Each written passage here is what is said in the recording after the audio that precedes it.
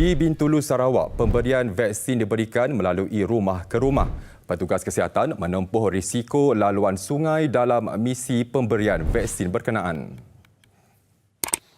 Dr. Sean Paul Wen yang bertanggungjawab bagi program vaksin COVID-19 kebangsaan di daerah Sebau mengakui ia satu pengalaman berharga bagi beliau menaiki bot menghulu Sungai Jelalong dari Pekan Turbau. Pemberian vaksin melalui PPV bergerak membabitkan 3 rumah panjang masyarakat Iban dan Penan yang berada di jajaran Sungai Terbabit. Untuk pergi ke rumah panjang menggunakan jalan sungai adalah lebih mudah berbanding jalan darat yang melalui jalan yang sangat teruk. Oleh itu, ia merupakan satu unique experience yang patut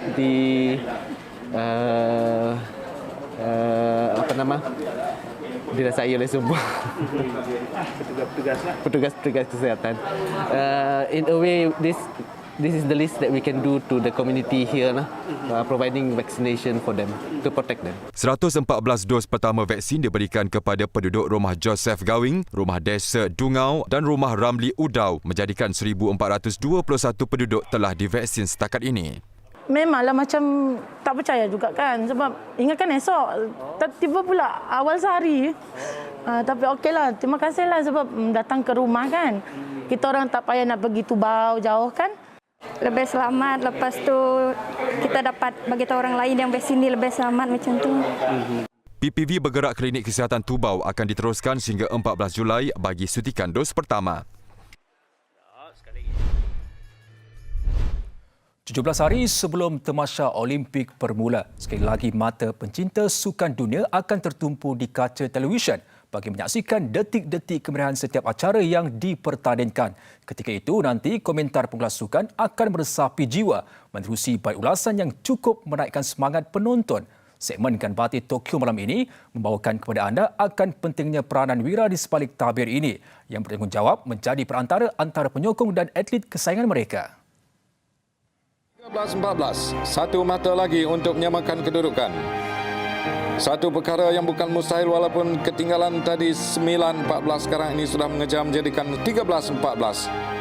Berbicara mengenai ulasan sukan di Tamasya Olimpik, pastinya suara emas pengulas tersohor Abdullah Hashim antara yang sentiasa dinantikan peminat sukan tanah air. Beliau yang pernah bertugas di lebih 6 edisi Olimpik bermula di Seoul 88, tidak perlu dipertikaikan lagi suara emasnya ketika mengulas setiap langkah atlet negara di gelanggang. Aura suaranya mampu menaikkan semangat, mengalunkan debaran dengan nada kejayaan yang meresapi setiap jiwa penonton di rumah. Yalah, kita sebagai wakil penonton sebenarnya.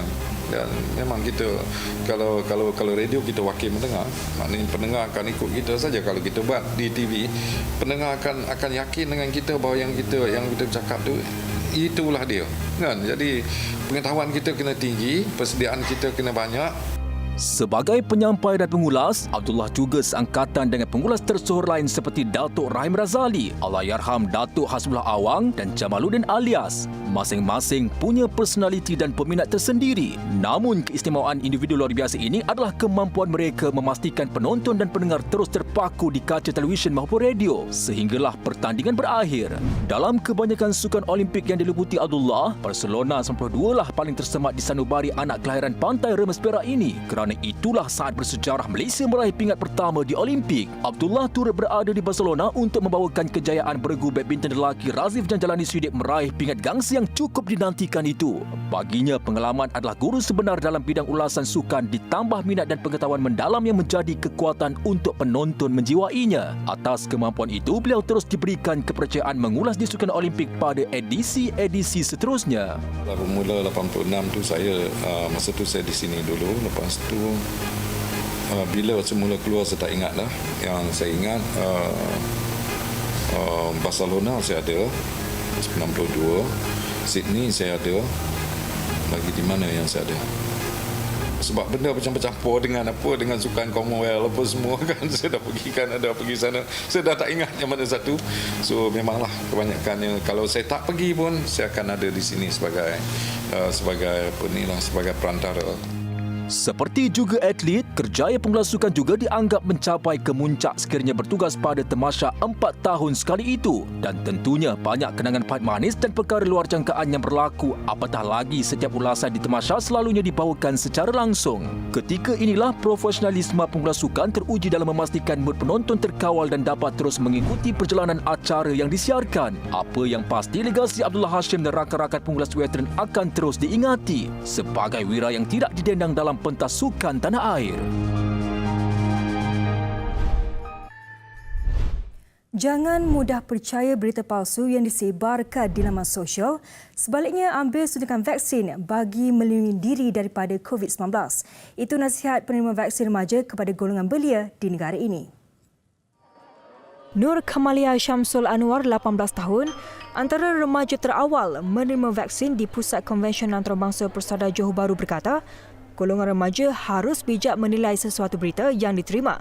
Ia kerana masih ada segelintir orang muda yang terpengaruh dengan dakwah yang disebarkan pihak tertentu mengenai vaksin COVID-19. Saya rasa agak lega lah sebab sebelum ni saya rasa macam tak akan dapat pun vaksin kan. Tapi Alhamdulillah lah hari ni dapat and then tak sangka pula dia punya proses ni cepat dan laju. So saya rasa tak patut ada yang takut untuk vaksin sebab vaksin ni function dia adalah untuk mempertahankan and memperkuatkan imunisasi badan kita daripada virus. Lega dah akhirnya dapat juga. Saya seru orang-orang muda untuk ambil vaksin dengan segera lah.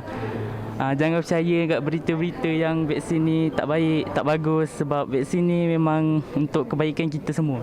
Memang kita jangkakan penerima vaksin dari kalangan warga muda akan meningkat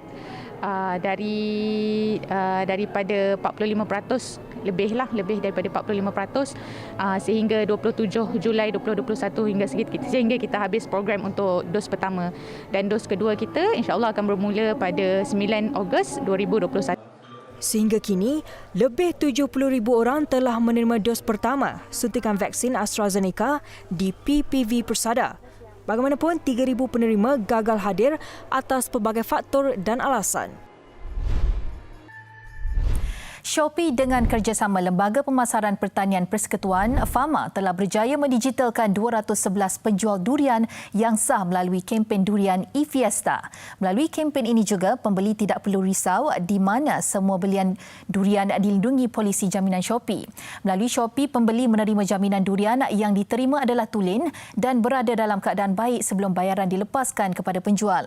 Ini juga melindungi pembeli daripada penipuan membabitkan durian atas talian yang semakin berleluasa ketika ini. Sementara itu, Shopee dan FAMA turut meneruskan durian e-Fiesta buat tahun kedua bermula 10 sehingga 31 Julai ini.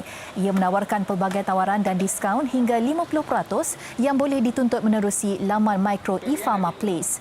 Jualan kilat turut diadakan menyaksikan durian Musang King D24 dan durian kampung dijual daripada harga serendah 77 sen pada jam 12.30 malam setiap hari dalam kuantiti terhad.